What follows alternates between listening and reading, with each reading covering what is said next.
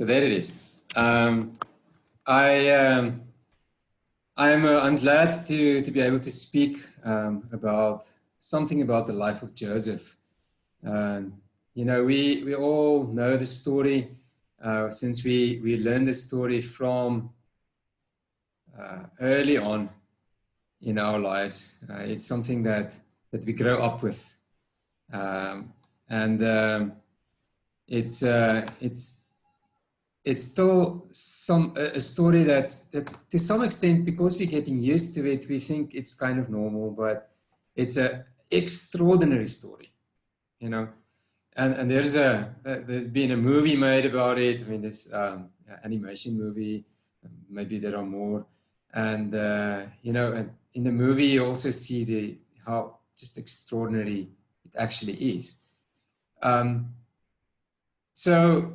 And if there is ever someone who could have had a very, very negative life, it was Joseph.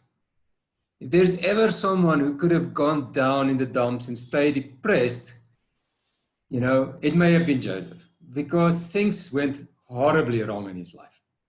Well, that's what we thought. That's maybe what he thought also.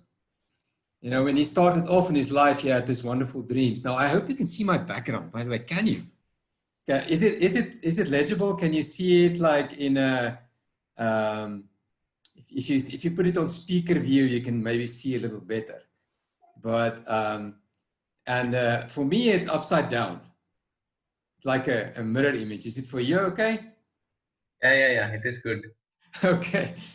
So anyway, you can see in this that he had this vision, these dreams, and he was his father's favorite child, and that's where he started off. Not that it was good. It's never good to have a favorite child. You know, one should treat your children equally. One can understand, however, how Jacob had a favorite child. It was the firstborn from his favorite wife. I mean, he had 4 wives, and he loved Rachel more than the others, and so he. Her son Joseph was his favorite as well. And the Bible says that he was born to him in his old age, and therefore it was a favorite of him. Anyway, so he was this favorite. As you know the story, from there, because his brothers hated him so much, they sold him into slavery. And he went down to Egypt as a slave. And he became, you know, and if you think about it, what a cultural shock that must have been. Going to Egypt. Egypt was totally different than the place he came from Canaan. It was a very educated place. I mean, more civilized place to some extent, you can say Egypt. They had this, you know, very advanced agriculture going on. They had all kinds of things, but it was a totally different language. You know, there was all these gods, and he was this, you know, totally no standing whatsoever, a slave. And so he was sold promptly to the captain of the guard, Potiphar. And then as soon as he started serving there, we can see that Joseph did not get depressed at all. In fact, he must have realized that God is with him. The Bible says, but God was with Joseph. That's a very interesting thing. And so he served really well, to such an extent that Potiphar said, I will let my whole household be run by this slave. And he didn't concern him about anything, says the Bible, only about the food that he will eat. That's the only thing that he would worry about. And so Joseph served really well. But then you know the story of Potiphar's wife, how she tried to tempt him into sleeping with her. And he showed his character. Joseph showed his character by not giving into the temptation, running away, and then being framed for something that he didn't do. And so he ended up in jail. So he was put into the dungeon. In the jail in Egypt. We don't know what it was like. It seems like it was not such a horrible place as some of the other places, but it was pretty bad anyway. And even there, even though he was treated so unfairly, it seems like he did not hold on to any kind of grudge. He started immediately doing what he does, and he served the people there, and he became a trusted a person for the jailer. He started doing all the things that the jailer used to do for the prisoners, maybe distributing food or whatever else. We do not know what it is, but the jailer, the Bible says, yeah, he didn't concern him with anything. The same thing as Potiphar, because he had Joseph that did everything so wonderfully.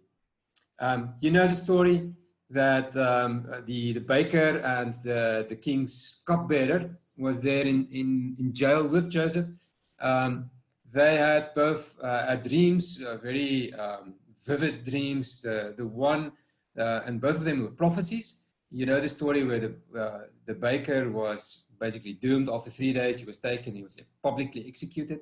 The cupbearer, the dream that he had, said that he was going to go back to the king, back to the Pharaoh, and start serving him again. And then Joseph told him and asked him, please remember me when you get back to the Pharaoh, and ask him to remember me and take me out of this jail. Did he do that? No. No. The cupbearer forgot about Joseph. And Joseph sat in jail for another, 2 years. I don't know if the Bible says. But he was in jail for quite a long period. And then, you know the story how Pharaoh had a dream.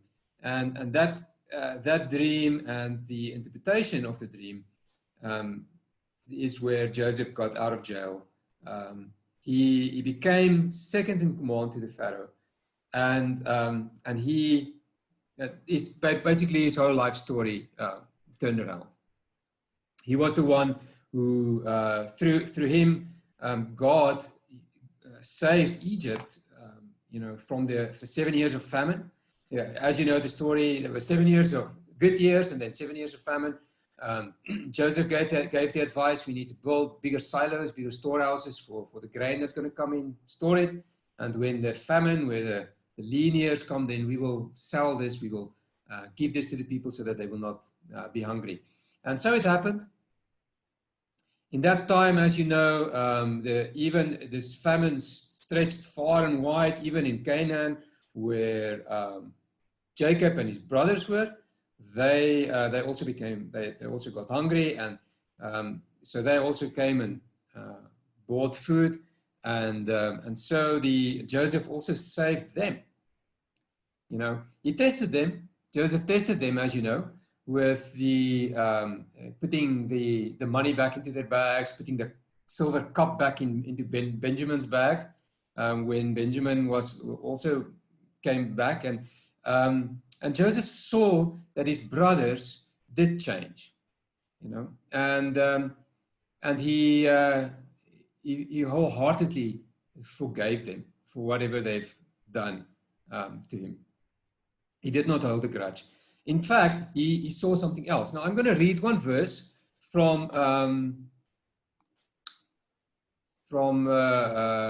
Genesis chapter 50. It's actually a few verses there. I'm going to read it from, let me just share my screen.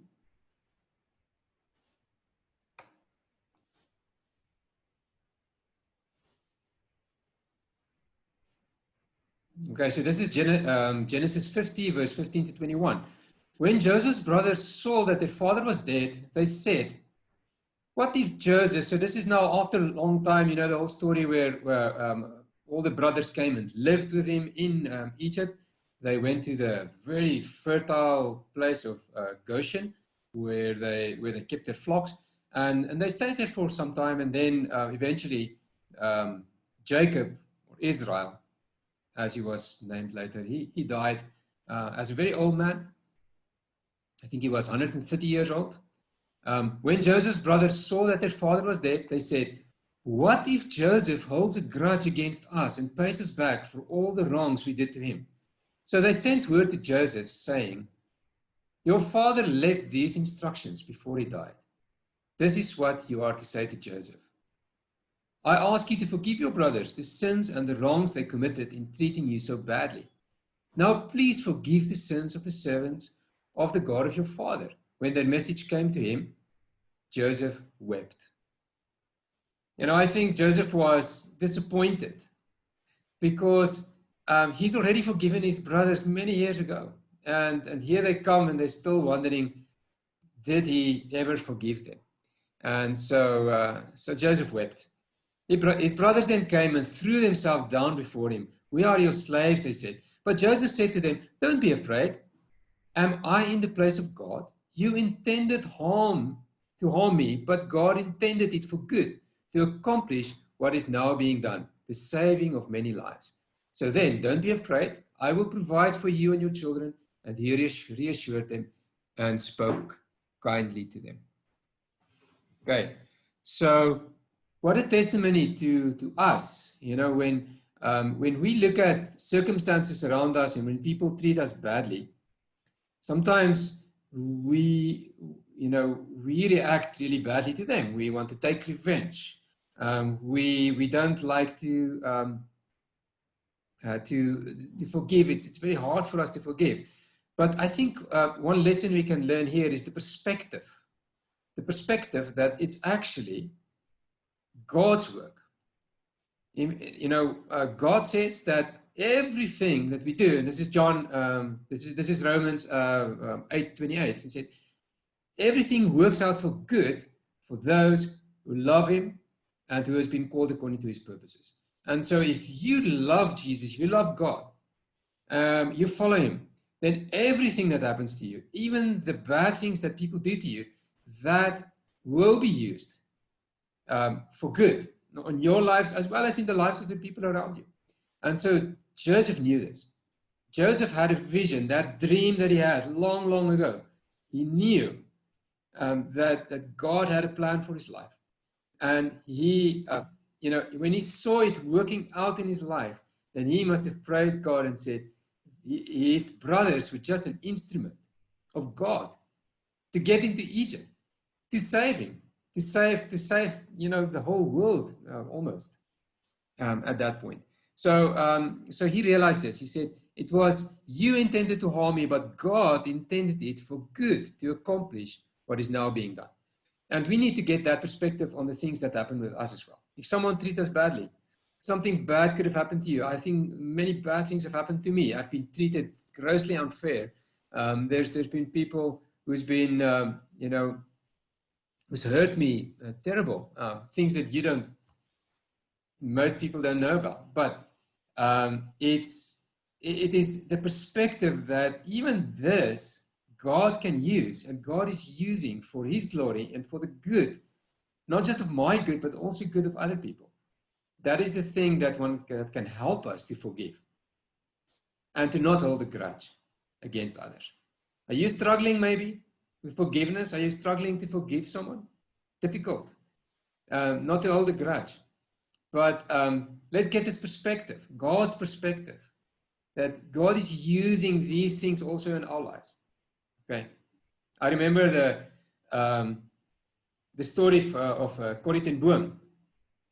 Corrie ten Boom, when she was in during the Second World War, she was in one of those prison camps, and she saw her sister die due to the mistreatment and the things that was done to them in these prison camps. And sometime after she came out, she survived it. She became, a worldwide speaker and minister. She went everywhere. She bumped into one of the German soldiers that was posted to basically to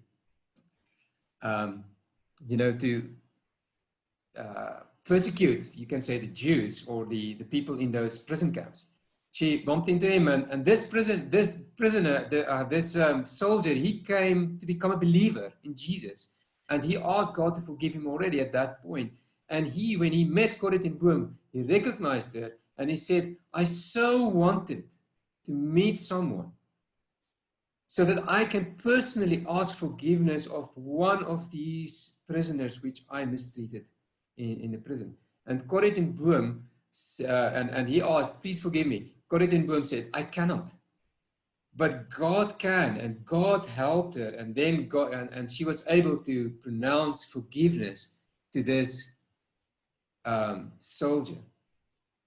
You know, God used that in Corrie ten Boom's life and in the life of all of us who've read her books and have listened to what she speaks for good.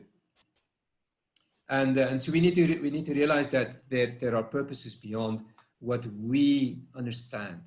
I also have another verse that I wanted to read today, and this is Luke 6, verse 35. I'm going to just share this. Wait. Luke 6, verse 35.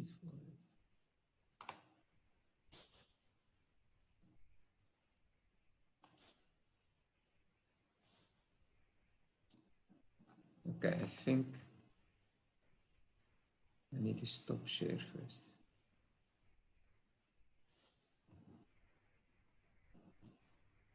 I don't know how to do it.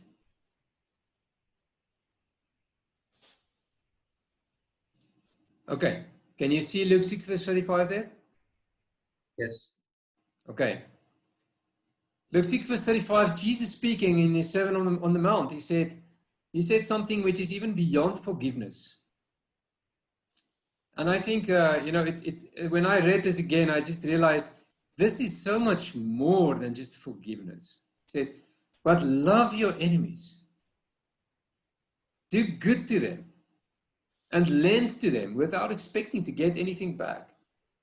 Then your reward will be great and you will be children of the Most High, because He is kind to the ungrateful and the wicked.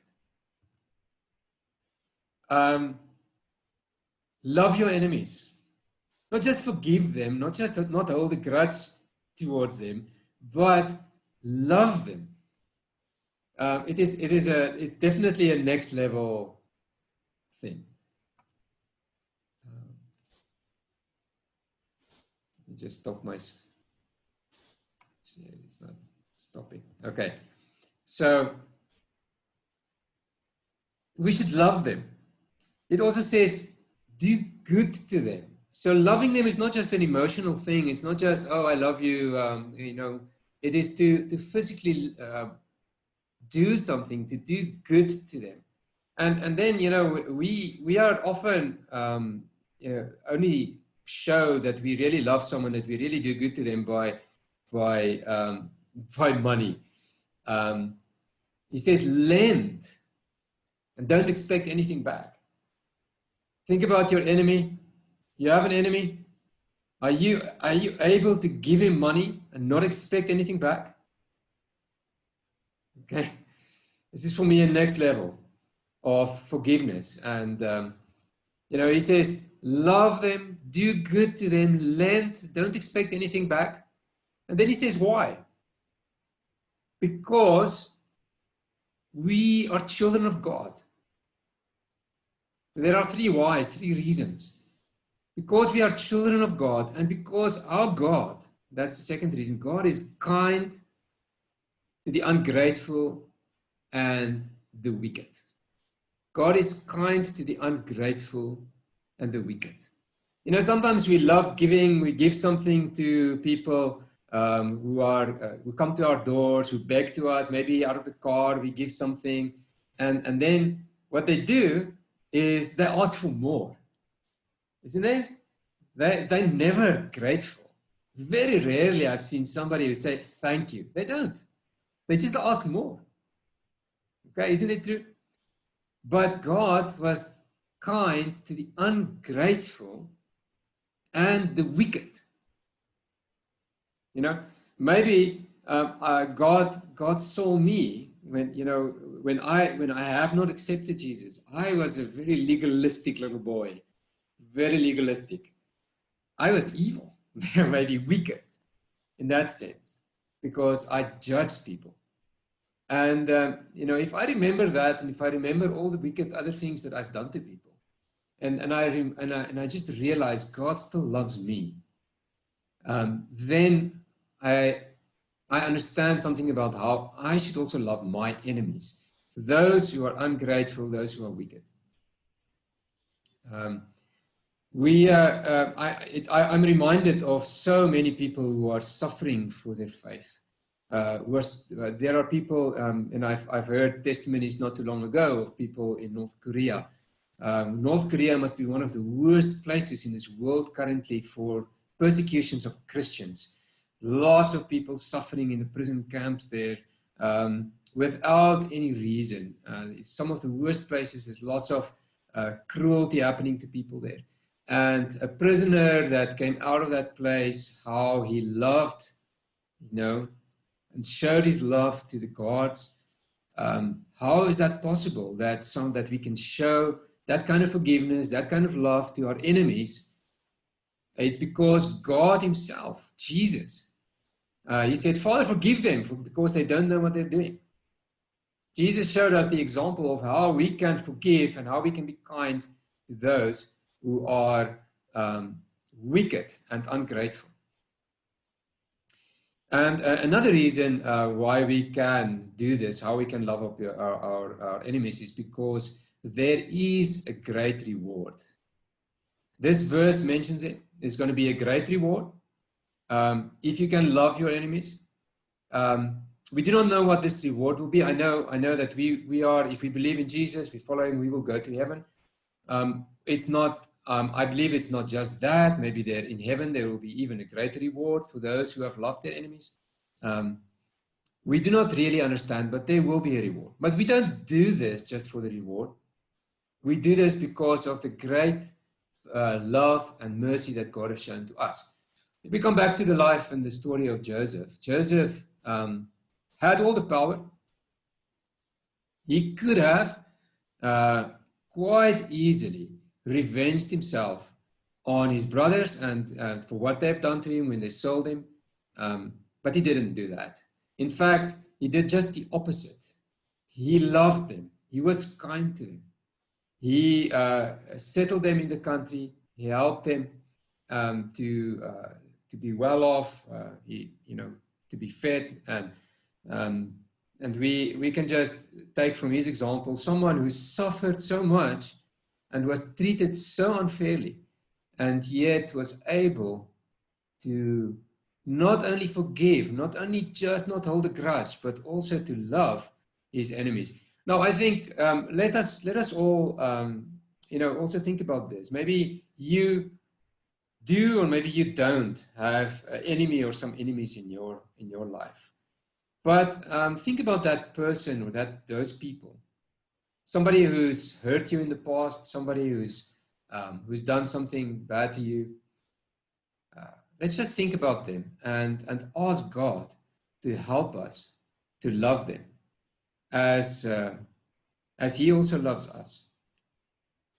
I'm going to give you just a little bit of time to reflect on this.